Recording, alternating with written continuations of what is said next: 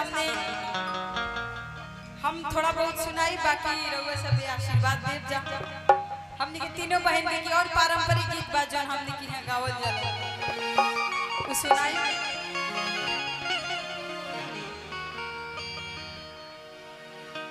कि फर गइले निमिया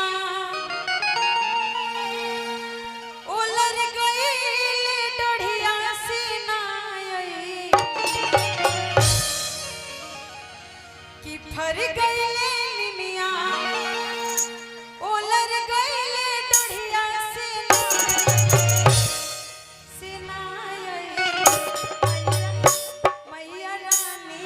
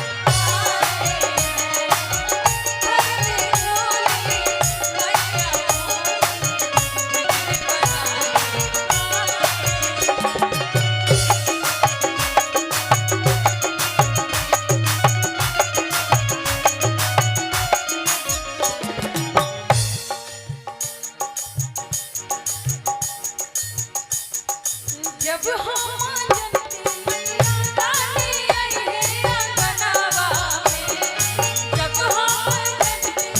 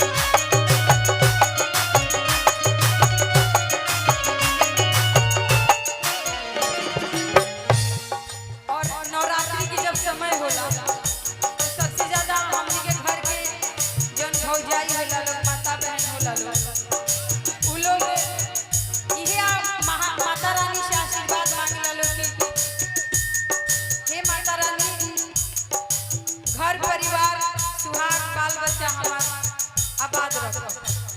तो देखिए एक जानी कहत पूजा कमेटी की तरफ से बहुत बहुत आशीर्वाद प्यार।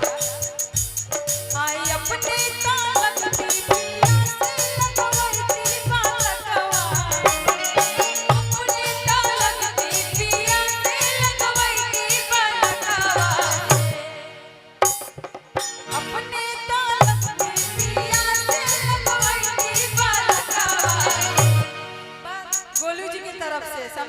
समझ में आता लूट के मुंह में जीरा।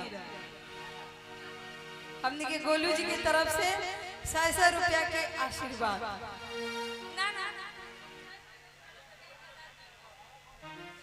कि अपने ताकत